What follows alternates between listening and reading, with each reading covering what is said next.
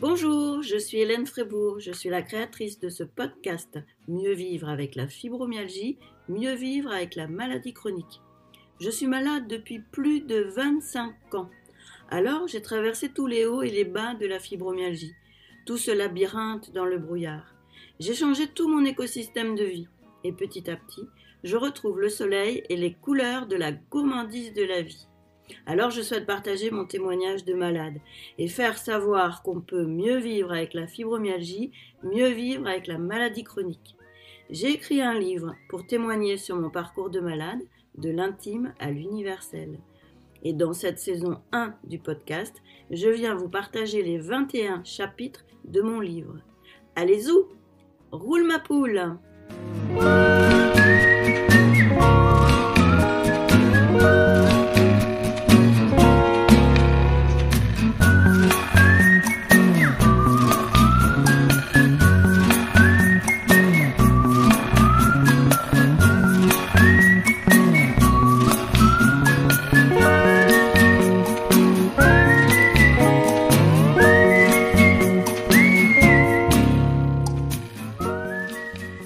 Alors le mot du jour aujourd'hui, petit pas. On part en balade? Eh oui, un pas chaque jour. La somme de tes journées, ce sera la somme de tes pas en avant et de tes pas en arrière. La somme de ton année, ça sera la somme de tes choix sur ton chemin vers ta mission de vie, ton pourquoi, ton alignement. Il faut 21 jours pour rompre une habitude ancienne et 90 jours pour ancrer une nouvelle habitude. Le changement, c'est long, mais en respectant le principe du petit pas, il est possible de dérouler son processus de changement, d'adaptation, de mise en route de nouvelles routines. Tant qu'il y a un objectif qui fait sens, la volonté va être canalisée pour optimiser les ressources, acquérir de nouvelles compétences, savoir-faire et savoir-être, et développer les potentiels. La tactique du petit pas, c'est de privilégier les réactivations des forces pour remettre en mouvement avec des étapes et des points mesurables de progrès et de gratification. Ça me fait penser à la philosophie du Kaizen, ça, non?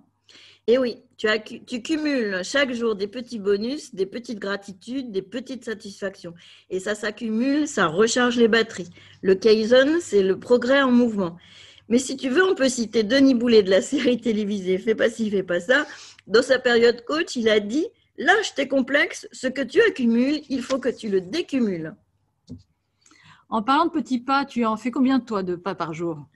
Oui, en 2007, j'ai fait rentrer la marche dans mon quotidien, car à cette époque, faire 500 pas, c'était toute une expédition pire que de grimper l'Everest.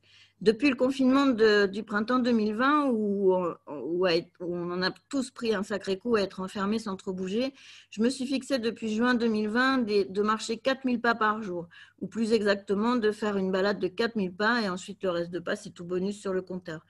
Eh bien, l'air de rien, construire une routine de quotidien et se tenir à ce cap des 4000 pas par jour, j'y arrive environ 25 jours par mois et j'encourage chacun à marcher tous les jours.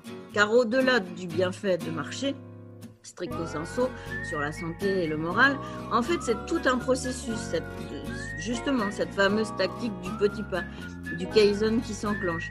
Et cette mise en mouvement avec les pieds permet d'enclencher une profonde mise en mouvement avec la tête et les émotions aussi. Si, je t'assure. Allez, zou, ferme ta gueule et roule ma poule. Ah oui, attends, au fait, j'allais oublier. Sur mon Instagram, j'ai démarré mon challenge X-Pas. Alors, cher auditeur, viens nous y rejoindre.